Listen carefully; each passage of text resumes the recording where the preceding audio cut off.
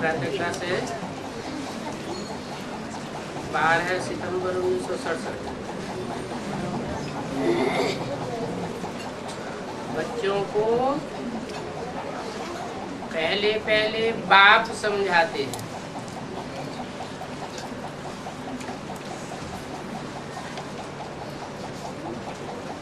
पहले माँ समझाती है, बाप समझाते हैं। कैसे?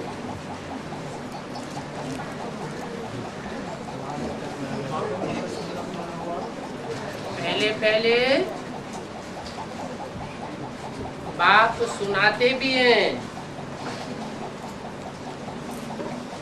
और पहले पहले बाप समझाते भी हैं टीचर के रूप में। यज्ञ की याद में पहले पहले किसने सुनाया?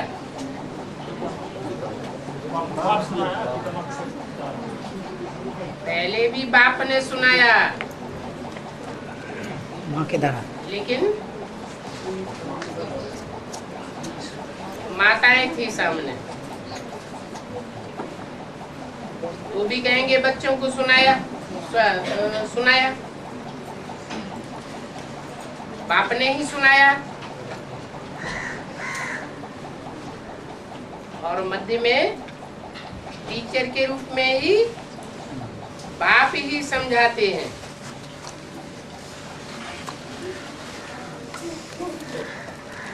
क्या समझाते हैं? अपन को आत्मा समझ मुझे याद करो। मीठे मीठे बच्चे जब यहाँ बैठे हो तो अपन को आत्मा समझो।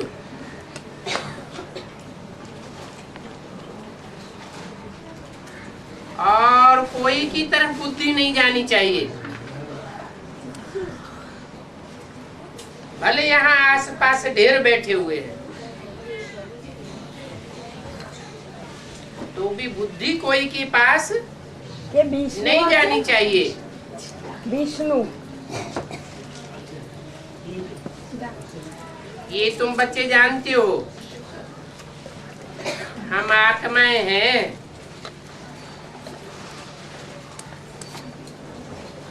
परमपिता के बच्चे।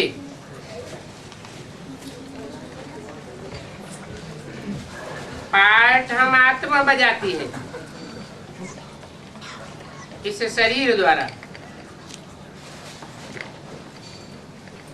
आत्मा अविनाशी है और ये शरीर विनाशी है। तो तुम बच्चों को देही अभिमानी बन बाप की याद में रहना है।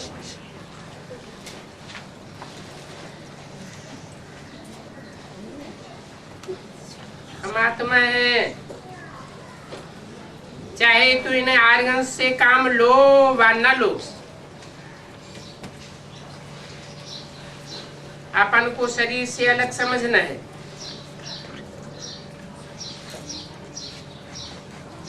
बाप कहते हैं अपन को आत्मा समझो, देह को भूल जाओ। हम आत्मा इंडिपेंडेंट है।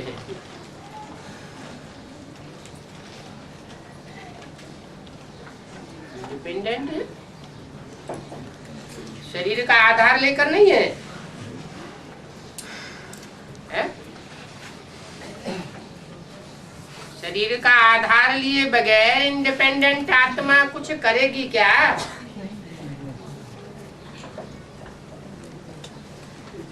फिर ये क्यों बोला हुआ है कि ब्रह्मा की तरह तुम बच्चे भी कोई के शरीर में प्रवेश करके सर्विस करेंगे?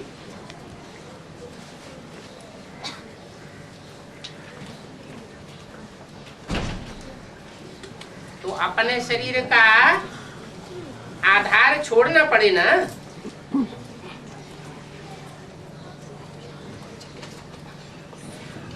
इंडिपेंडेंट होंगे, देह के कनेक्शन बुद्धि का टूटा हुआ होगा तब ही तो औरों में प्रवेश करेंगे।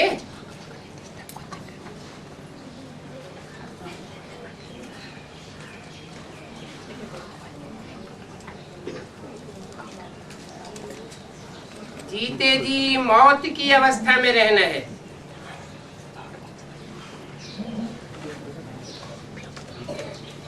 हम आत्मा का योग रहना है बाप के साथ।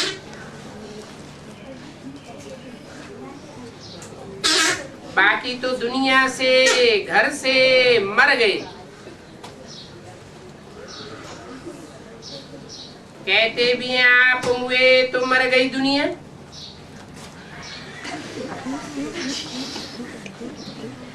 अब जीते जी मर गए। दुनिया से मर गए, घर बार से मर गए हैं।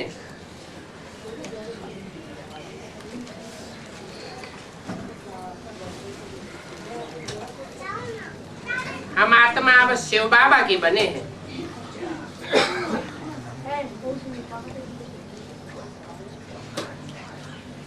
शरीर का भान उड़ाते रहना चाहिए।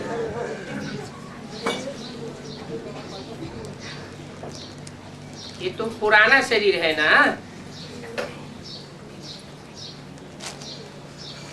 पुराने शरीर को, पुराने घर को, मकान को, दुकान को, कोई भी पुरानी चीज को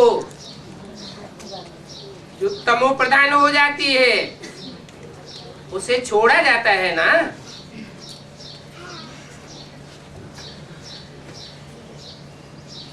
तो अभी अपन को अशरीरी समझो। अब हमको बाप को याद करते करते बाप के पास जाना है।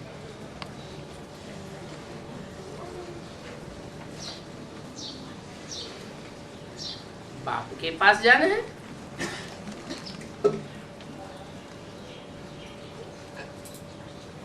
जाना है या बैठे हुए हैं? जाना नहीं है। स्टेज में जाना है? स्टेज में जाना। हाँ, जो बाप की स्टेज है वो हम बच्चों की भी स्टेज हो जाए तो कहेंगे बाप के नजदीक, बाप के पास। ऐसे करते करते फिर तुमको हेर पड़ जाएगी बाप के पास रहने की। अभी तो हमको घर जाना है, फिर हम इस पुरानी दुनिया को याद क्यों करें? एकांत में बैठ अपने से ऐसे ऐसे मेहनत करनी है। भक्ति मार्ग में भी अंदर कोठरी में बैठ माला आदि फेरते हैं, पूजा करते हैं। तुम भी एकांत में बैठिए, कोशिश करो तो हेर पड़ जाएगी। तुमको मुख से तो कुछ बोलना नहीं है।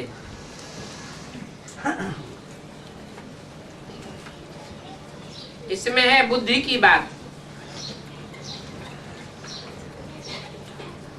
शिव बाबा है सिखलाने वाला।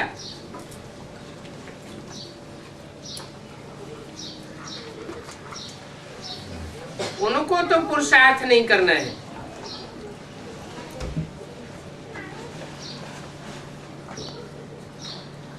पुरुषार्थ यह बाबा करते हैं।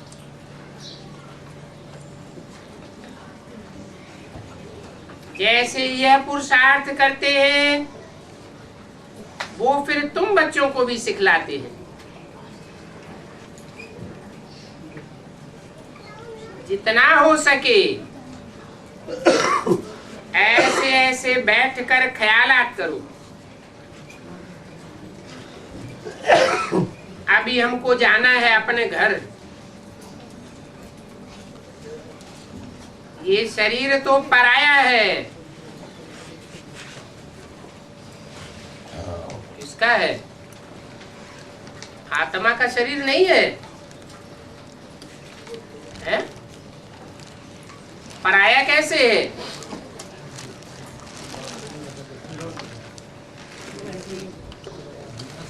शरीर पराया है, इसको छोड़ना है।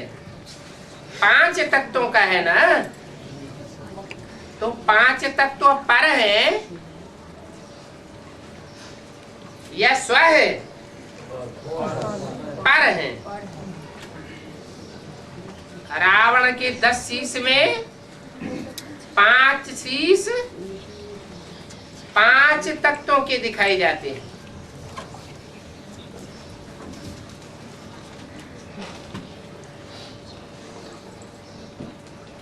बाप की याद करने से विकर्म विनाश होंगे।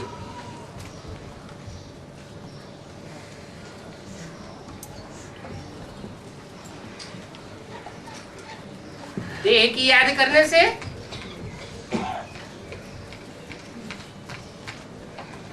एक तरफ है आत्माओं का बाप और दूसरी तरफ है मनुष्य सृष्टि का बाप। लेकिन 2 है या 1 है?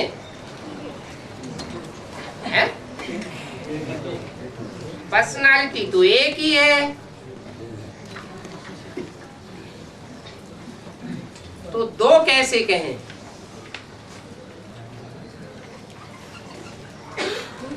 एक है स्वस्थिति में स्थित होने वाला और एक है पर के ऊपर सवार होने वाला।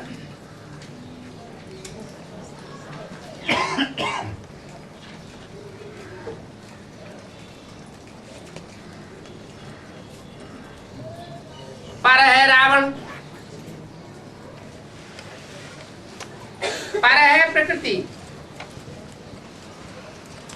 स्व है आत्मा और आत्मा का बाप। तो किसकी याद से विकर्म विनाश होंगे? जो स्व है, आत्मा भी स्व है और आत्मा का बाप भी स्व है, वो अपना है। हर एक को पहले अपनी आत्मा से प्यार होता है या देह से प्यार होता है?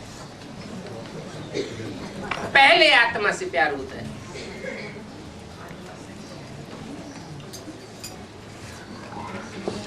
तो आत्मा और आत्मा के बाप परमात्मा की याद में रहेंगे तो पाप कटेंगे। अगर देह 5 तत्वों से जो बनी हुई है उसकी याद में रहेंगे तो पाप बढ़ेंगे। ये बोला इस ब्रह्मा को याद नहीं करना है। फिर जिन्होंने ब्रह्मा को याद किया, ब्रह्मा के चित्र रखे, उनका अंजाम क्या होता है? जो ब्रह्मा की गति सो उनकी गति हो जाती है। तो अंदर में ये चिंतन चलना चाहिए, कुछ बोलना नहीं है। भक्ति मार्ग में भी ब्रह्म को, तत्व को या कोई शिव को भी याद करते हैं, परंतु वह याद करना कोई पुरुषार्थ नहीं है।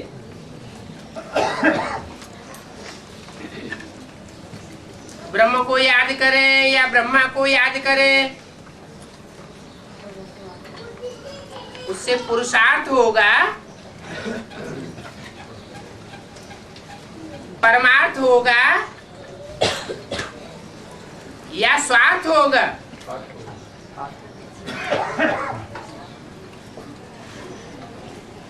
ब्रह्म को याद करें, ब्रह्मा को याद करें,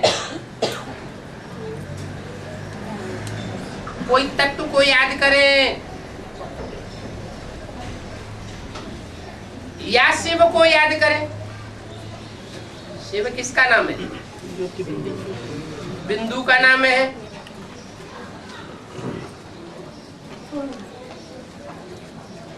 अगर इनको याद करते हैं, परंतु वह याद कोई पुरुषार्थ नहीं है, इसके अर्थ नहीं है,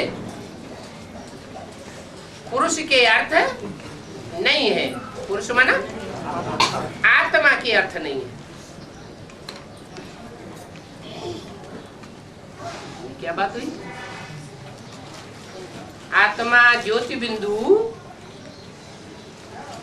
परम पिता सुप्रीम सोल ज्योति बिंदु को याद करे तो पुरुषार्थ नहीं है, आत्मा के अर्थ नहीं है, उसे स्वार्थ कहेंगे।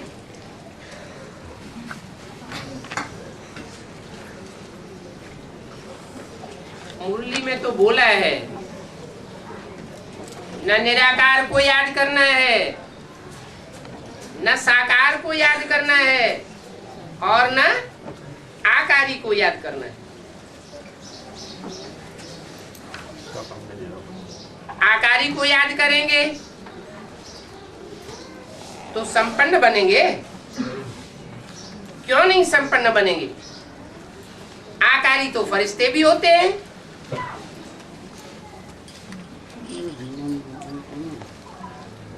फरिश्ते तो ऊंची स्टेज वाले होते हैं।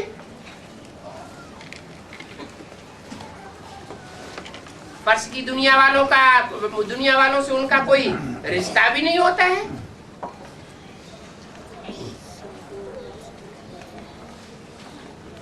फरिश्ते दूसरे धर्मों में गाए जाते हैं। भारतवर्ष में फरिश्तों की पूजा या गायन नहीं है। ये तो अंतिम समय है, तमो प्रधान दुनिया, जबकि विदेशियों का प्रभाव भारत में पड़ चुका है,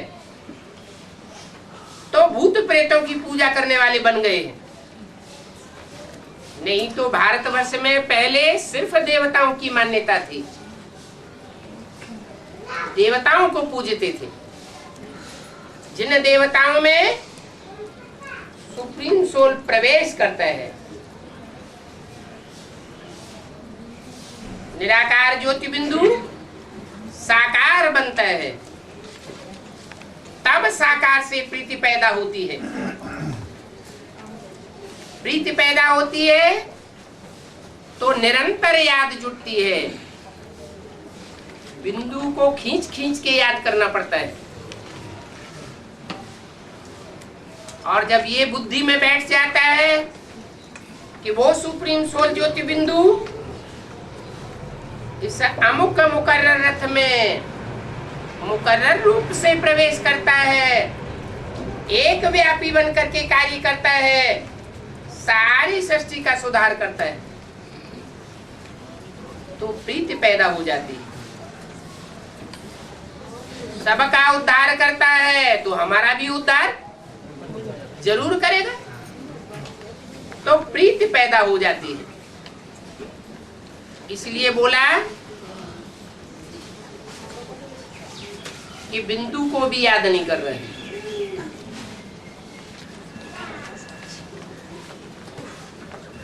बाप कहते हैं मेरी आत्मा का नाम बिंदु है,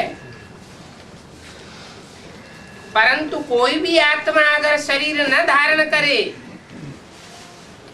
तो उसे चैतन्य कहेंगे या जड़ कहेंगे? जड़ को याद करेंगे तो जड़त्व तो आएगा, और फिर सुप्रीम सोल ज्योति बिंदु तो इस साकार सृष्टि में 5000 वर्ष पार्ट बजाता ही नहीं। कब आता है? सिर्फ संगम युग में आता है। तो जैसे को याद करेंगे वैसा ही बनेंगे। तो कहाँ रहना पड़ेगा? लंबे समय तक कहाँ रहना पड़ेगा? सुखधाम में या शांति धाम में? अरे बिंदु को याद करेंगे। बिंदु है ज्योति बिंदु। वो 5 या 8 साल शांति धाम में रहता है, साक्षी होकर के रहता है, साथी होकर के नहीं रहता है मनुष्य सृष्टि में आत्माओं का। तो जैसे को याद करेंगे वैसे बनना पड़ेगा। इसलिए जितने भी धर्म पिताएं हैं जिन्हें साकार देवताओं पर विश्वास नहीं बैठता, मुकर्रर या टेम्परेरी रथ के ऊपर विश्वास नहीं बैठता, वो लंबे समय तक परम धाम में पड़े रहते हैं।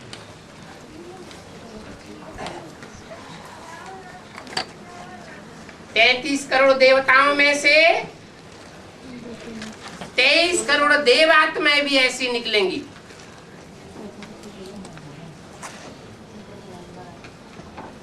जो परम धाम में पड़ी रहेंगी लंबे समय तक।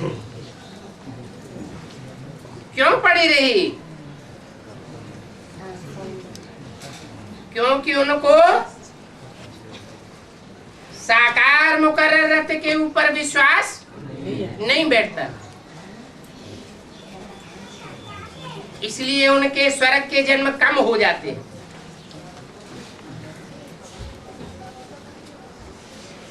कोई तो ऐसे भी देवात्माएं हैं जो बिल्कुल कलयुग के अंत में आते हैं।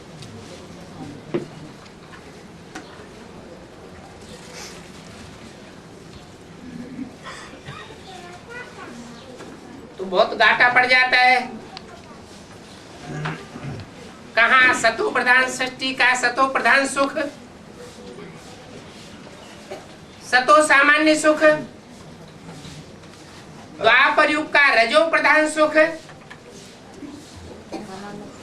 और कहाँ कलयुग के अंत समय का तमो प्रधान सुख।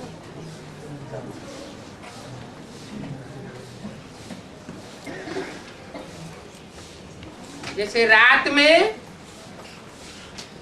पतंगे पैदा होते हैं और सवेरे को खलास हो जाते हैं। इस मनुष्य सृष्टि का कोई भी लंबे समय का अनुभव उनके अंदर नहीं रहता। इसलिए बाप कहते हैं ब्रह्म को याद करो, ब्रह्म तत्व को याद करो, ब्रह्मा को याद करो या शिव को याद करो। शिव बाबा नहीं बोला, क्या बोला? या शिव को याद करो, परंतु वह याद कोई पुरुषार्थ नहीं है, आत्मा के कल्याण अर्थ नहीं है।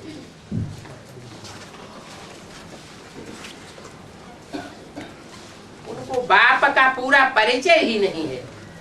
इनको जो बिंदु को याद करते हैं, क्यों पूरा परिचय नहीं है? क्योंकि उन्हें पता ही नहीं है बाप इस सृष्टि पर किस लिए आते हैं, उनके आने का मकसद क्या है?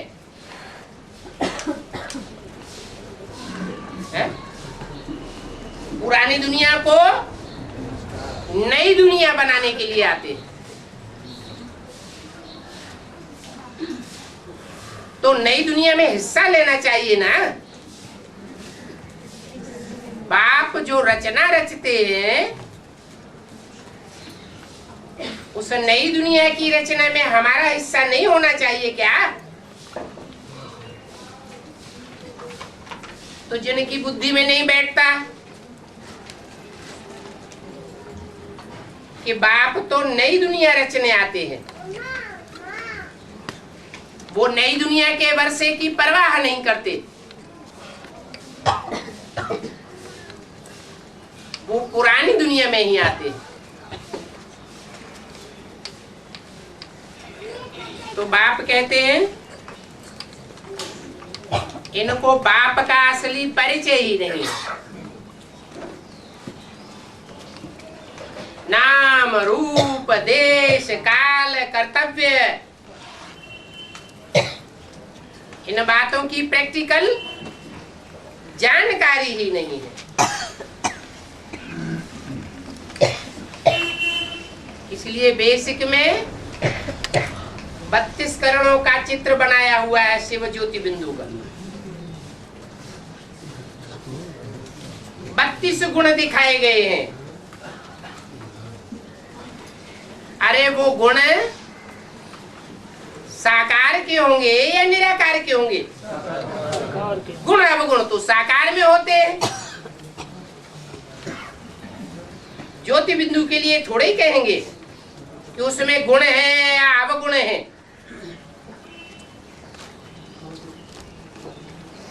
निराकार को कहा जाता है निर्गुण,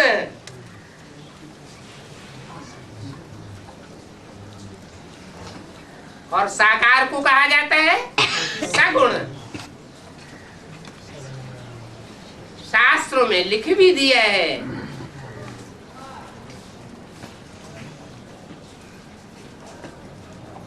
अगुण ही सगुण ही नहीं कछु भेदा।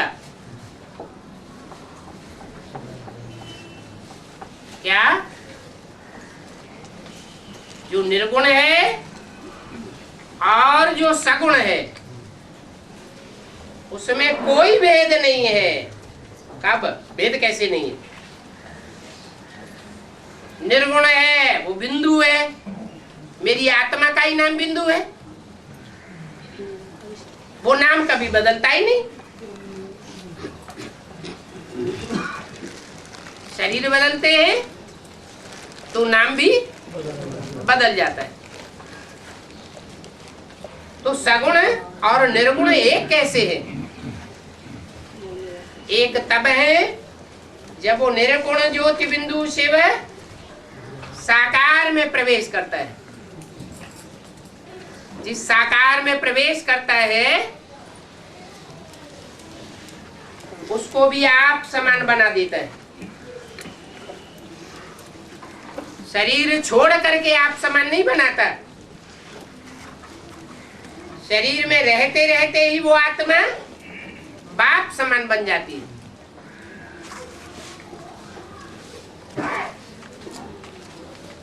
तो बोला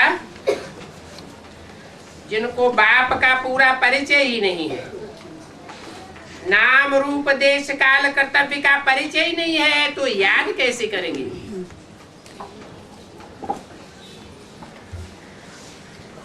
अधूरी याद हो जाती है, तो प्राप्ति भी अधूरी हो जाती है। सतो प्रधान और सतो सामान्य युग की देव योनि की श्रेष्ठ प्राप्ति नहीं कर पाते। तुमको अब बाप का पूरा परिचय मिला है। सवेरे उठ करके ऐसे अपने साथ बातें करते रहो, विचार सागर मंथन करते रहो, बाप को याद करो।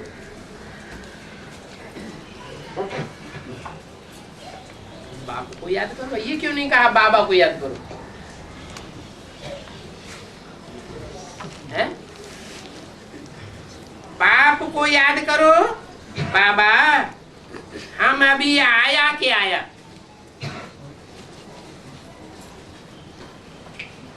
कौन से बाप की बात हो रही है? शिव ज्योति बिंदु जो साकार में आता है, निराकार और साकार के मेल को बाबा कहा जाता है। उस बाबा से बातें करो। बाबा हम अभी आया आपके पास, आपकी गोद में। आपकी गोद सच्ची गोद है, वो है रूहानी गोद। बेसिक वाले क्या समझेंगे रूहानी गोद को? है? यहाँ बोला बाबा हम आया आपके पास, आपकी गोद में। आपकी गोद रूहानी गोद है। तो साकार और निराकार।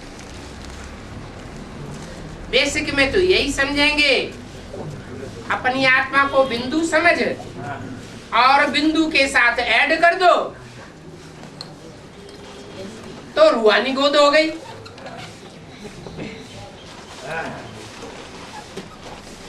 लेकिन वो झूठी गोद है। सच्ची गोद क्या है?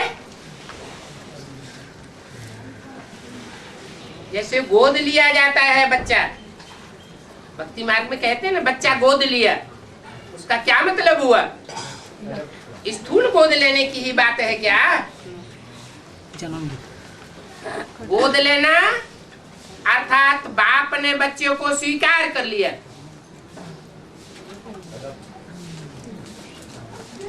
यज्ञ के आदि में भी खून से लिख करके दिया बच्चों ने, फिर वो बच्चे चले गए। अभी एडवांस में भी स्टाम्प पेपर पर लिख करके देते हैं।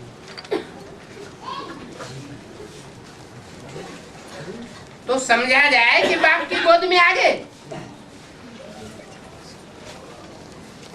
सिर्फ लिख कर देने मात्र से बाप की गोद में आ गए ऐसे समझा जाए? पुरुषार्थ करना पड़े। जो गोद में आ जाएगा बच्चा, उस बच्चे के ऊपर अगर कोई हमला करे तो बच्चा मौज में रहेगा या घबराहट में आएगा? मौज में रहेगा, बुद्धि में रहेगा। सर्वशक्तिमान बाप की गोद में बैठा हूं, मेरे ऊपर बाप की छत्र छाया है, सर्वशक्तिमान बाप की छत्र छाया है, बाप ने मुझे गोद लिया। गोद लिया माना बच्चे की सारी जिम्मेवारी बाप ने ले ली। कोई अशक्त आत्मा की जिम्मेवारी नहीं है। किसने जिम्मेवारी ली? सर्वशक्तिवान बाप ने जिम्मेवारी ली। तो ये है तुम्हारी सच्ची गोद। वो बेसिक में जो बेबी बुद्धि है वो तो हद की गोद लेते रहे। सच्ची गोद हुई या झूठी गोद हुई? झूठी गोद हो गई। गोद में जाते जाते कुखवंशावली बने या मुखवंशावली बने? कुखवंशावली बन गए। कुख माने गोद।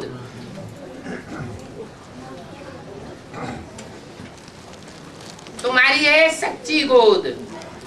दोबारा सरेंडर करना पड़ेगा, इसलिए तो बोला। इसीलिए बोला अव्यक्त वाणी में ये नहीं समझना ये फर्स्ट एंड लास्ट समर्पण समारोह है।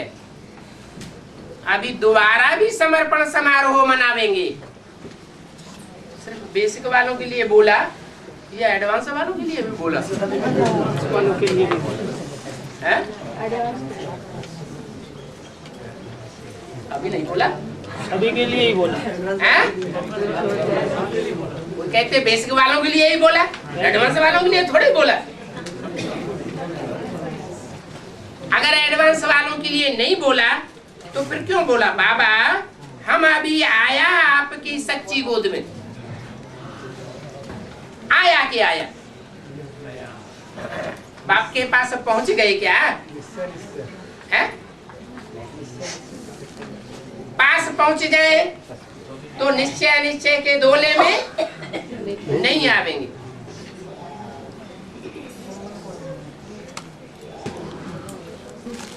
वो है रूहानी गोद, और वो है जिस्मानी गोद। कौन सी जिस्मानी गोद है?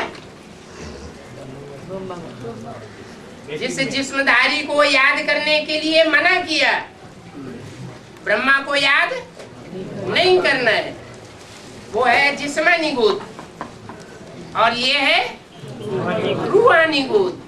अंतर क्या है? वहां भी दे और यहां भी दे। अच्छा, वो ब्रह्मा जड़ था,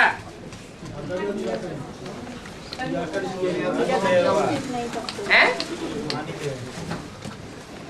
रूहानी गोद इसलिए कि अंत तक, जब तक विनाश होगा, वो रूहानी स्टेज पक्की रहेगी। और वो जिस्मानी गोद किस लिए है? कि माया की थोड़ी सी ठोकर आ गई, किसी बच्चे ने धोखा दे दिया और हार्ट फेल हो गया। जैसे मुरली में बोलते हैं, मैं ठिक्कर भिक्तर में नहीं आता हूं। ठिक्कर माना ठोकर लगे माया की और टूट जाए, हार्ट फेल हो जाए। बाप ठिक्कर भिक्तर में नहीं आता, कच्छ मच्छ जैसे जानवर अवतारों में नहीं आता। मैं तो मनुष्य सृष्टि के बाप में आता हूं।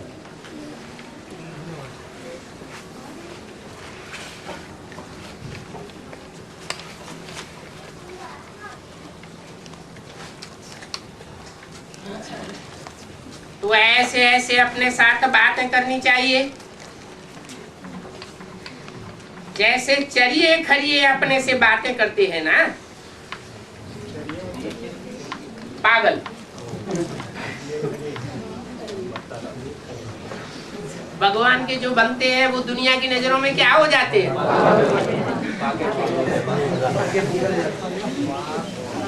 वो चरिए खरिए तो मुख से बड़बड़ बड़बड़ करते रहते हैं। तुम अंदर में अपने से बातें करो। बाबा आया हुआ है, बाबा कल्प कल्प आकर के हमको राजयोग सिखाते हैं, हमको सिखाते हैं, उनको नहीं सिखाते।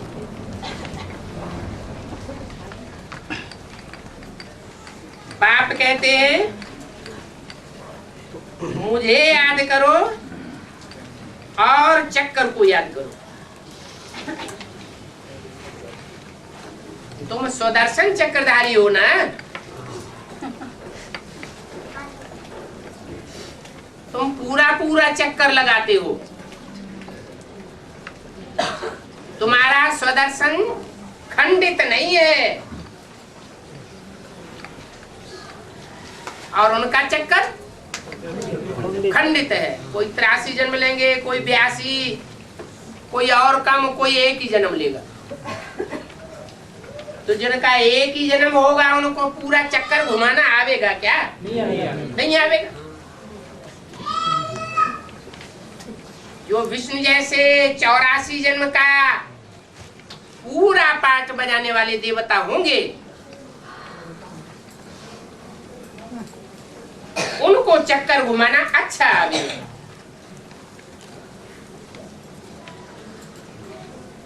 तो तुमको स्वदर्शन चक्रधारी बनना है। अभी बने नहीं है क्या? हैं? क्यों नहीं बने? हमारी बुद्धि में है ना। सत्य को त्रेता द्वापर कलयुग संगम युग, फिर सत्य को त्रेता द्वापर युग, कल संगम युग। पूरा चक्कर है ना हमारी बुद्धि में। तो हम सुदर्शन चक्रधारी क्यों नहीं?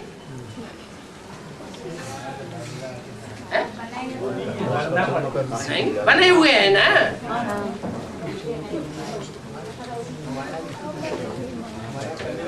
स्वदर्शन चक्रधारी तब कहे जब स्वरूप आत्मा के 84 जन्मों का चक्र बुद्धि में पूरा पूरा बैठ जाए। 21 जन्म में हम आत्मा ने क्या क्या पाठ बजाया, तो कहेंगे स्वदर्शन चक्रधारी बन गए। इसलिए बोला स्वदर्शन चक्रधारी बनना है, बने नहीं है, बनना है? बताया तो सच होते था द्वापर कलयुग संयम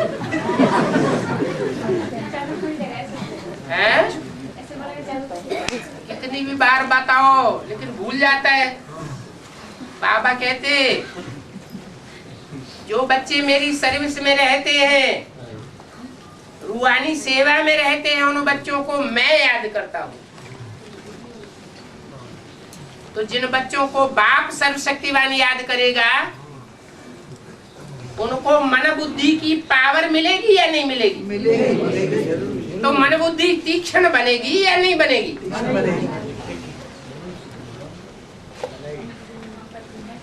मन बुद्धि तीक्ष्ण बनती है तो बहुत गहराई में जाती है। ज्ञान सागर के एक एक पॉइंट की गहराई में जो बुद्धि जाएगी वो अनेक प्रकार के रत्न खोज करके लाएगी। पहले अपने लिए या दूसरों के लिए? हर आत्मा पहले अपने लिए सोचती है कि बाप ने, भगवान ने ये बात बोली तो ये मेरे जीवन में कैसे लागू होती है।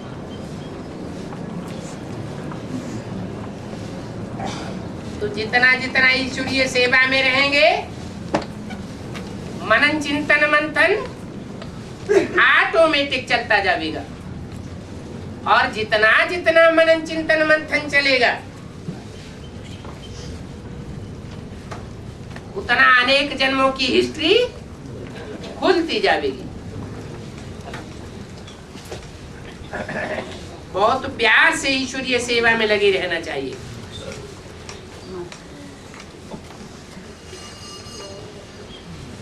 बाप में भी सारा ज्ञान है ना।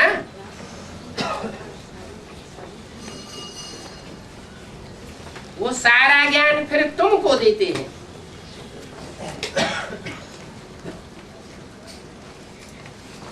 ये नहीं कहा माँ में सारा ज्ञान है, किसमें है? बाप में जो सारा ज्ञान है, ज्ञान सागर कहा जाता है। तो सागर बाप तुम बच्चों को भी सागर बनाते हैं। ऐसे तो दुनिया में एक ही सागर है, लेकिन फिर कितने सागर गाए हुए हैं? 7 सागर। 7 सागर गाए हुए। तो बच्चे भी सागर बनते हैं ना। तुमको त्रिकालदर्शी बनना है।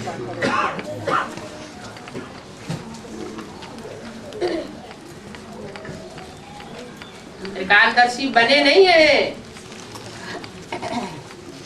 क्या करना है? त्रिकालदर्शी बनना है। तीनों कालों अर्थात आदि मध्य अंत को तुम जान जाते हो।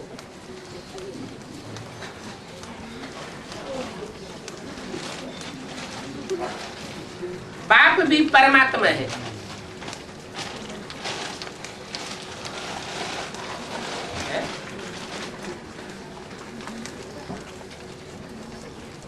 बाप परमात्मा है। कौन सा बाप परमात्मा है? शिव बाप। परम शब्द है, ये कंट्रास्ट है किसके साथ? और आत्माओं के साथ। परमात्मा जब कहा जाता है तो किसके साथ कंट्रास्ट है? और आत्माओं के साथ कंट्रास्ट है। परम पाठधारी और आत्माओं के मुकाबले परम पाठ है। और आत्माओं का इतना परम पाठ नहीं है, और आत्मा हीरो पाठधारी नहीं है। अगर है भी तो नंबरवार हीरो पाठधारी अपने अपने धर्म में।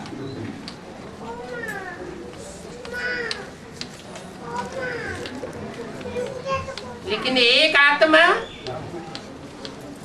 परम पाठधारी है सारी विश्व आत्माओं के नजर में, सदा कल के लिए। परम पाठधारी सुप्रीम सोल शिव को कहेंगे। वो 84 जन्मों का पाठ बजाता है क्या? तो आता ही है कलयुग के अंत और सतयुग के आदि के संगम युग में। 84 जन्मों में तो पार्ट प्ले नहीं करता। ड्रामा के जो 4-5 मुख्य सीन है, सभी सीन में पार्ट तो नहीं बजाता, लेकिन हीरो पार्टधारी तो सभी सीन में पार्ट बजाता है।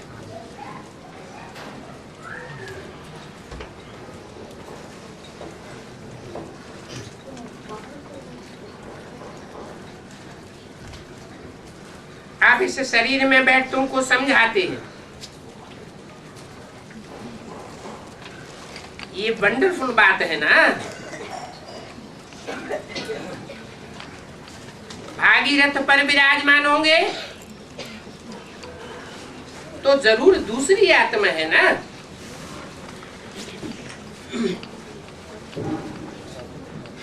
भाग्यशाली रथ अर्थात भाग्यगत।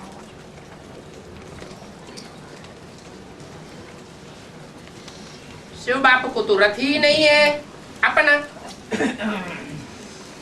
तो शिव बाप को भाग्यशाली रथ कहने की बात ही नहीं।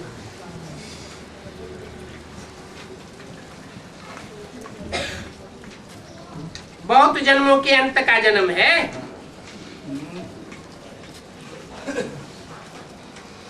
बहुत जन्म कितने होते हैं? बहुत में बहुत 84 जन्म। 84 जन्म कब पूरे हुए? बाप की बात हो रही है। 84 जन्म कब पूरे होते हैं? 36 में। 36 में 84वां जन्म। उसके बाद जो बचता है, क्योंकि ब्रह्मा की आयु 100 साल शास्त्रों में भी गाई हुई है और मुरली में भी बोला है ब्रह्मा की आयु 100 साल।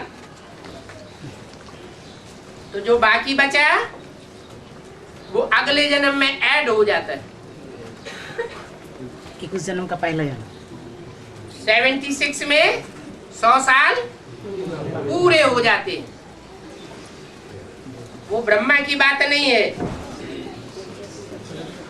क्योंकि ब्रह्मा में तो प्रवेशता साबित होती है जब से मुरली चलना शुरू हुई। ब्रह्मा की वाणी का प्रूफ मिलना शुरू हुआ। जिस तन में भी प्रवेश करेंगे उसका नाम ब्रह्मा रखना पड़े। तो कब रखा? दादा लेखराज का नाम ब्रह्मा कब रखा? जब मुरली चलाना शुरू किया। पहले बाबा मुरली नहीं चलाते थे, 10-15 पेज लिखते थे, बाप लिखाते थे। तो 76 में 100 साल पूरे होते हैं प्रजापिता ब्रह्मा के।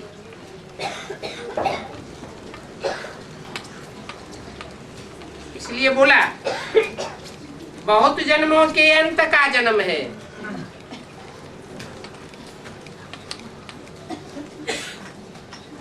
नंबर 1 पावन, वही फिर नंबर 1 पतित बनते हैं। कौन?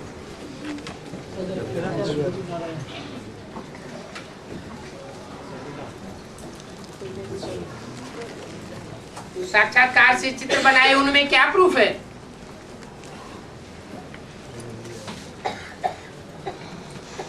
या बुद्धियोग से जो सीढ़ी का चित्र बनाया उसमें क्या प्रूफ है? हाँ, सीढ़ी के चित्र में लास्ट जन्म में ब्रह्मा दादा लेकर आज खड़ा हुआ है पुरुषार्थ में, और राम वाली आत्मा बैगर के रूप में पड़ी हुई है, पतित दिखाई गई है, बैगर के रूप में है।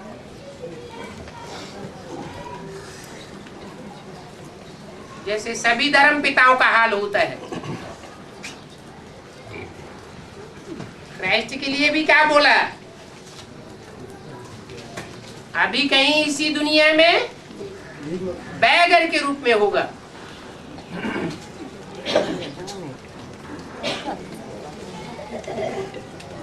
तो पतित से पतित भी वही बनता है, और पावन से पावन भी वही बनता है। सीढ़ी के चित्र में ऊपर दिखाया है, संगम युगी कृष्ण ऊपर सीढ़ी में संगम युग में दिखाया गया है,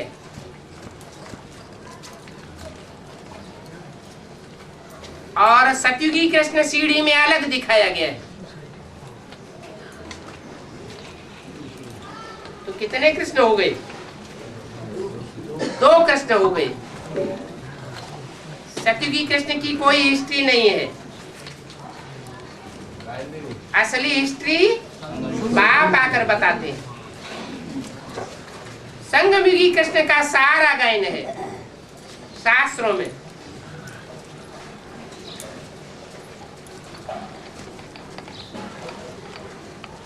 जिसके लिए बोला वो पतित भी और वो पावन भी। पावन बनने में भी अति और पतित बनने में भी अति।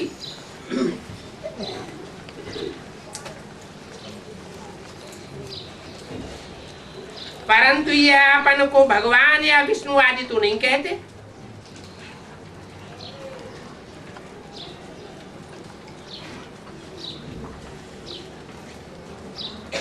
चाहे टेम्परेरी रथ में प्रवेश किया, चाहे मुकर्रर रथ में प्रवेश किया,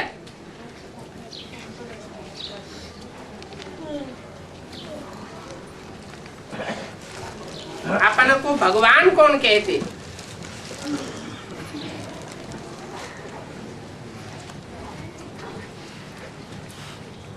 न भगवान कहते न विष्णु कहते। यहाँ एक भी आत्मा पावन नहीं है, सब पतित ही पतित है।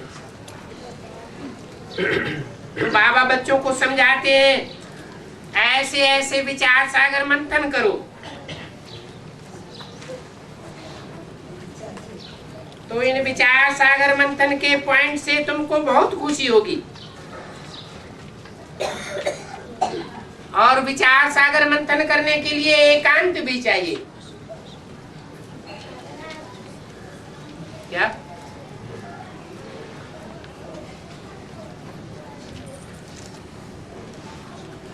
एक की याद में शरीर का अंत होता है ना,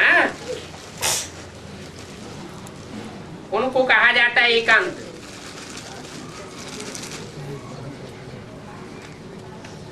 ऐसी एक की याद में रहेंगे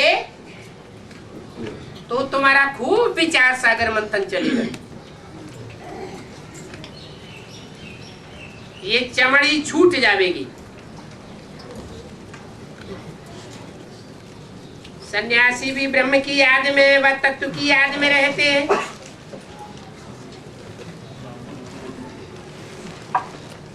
उस याद में रहते रहते शरीर का भान टूट जाता है। बस समझते हैं हमको ब्रह्म में लीन होना है। ऐसे बैठ जाते हैं, तपस्या में बैठे बैठे शरीर छोड़ देते हैं। भक्ति में तो मनुष्य बहुत धक्के खाते हैं। इसमें धक्के आदि खाने की बात नहीं है, एक की याद में रहना है। ऐसी पक्की याद में रहना है कि पिछाड़ी में और कोई भी याद ना आए। पिछाड़ी में कौन याद आता है? सारे जीवन की लगन जहां ज्यादा परसेंटेज की होती है, अंतमते सो गते हो जाती है। तो इतना याद की यात्रा में पक्का रहेंगे तो अंतमते सो बाप के पास पहुंच जाएंगे।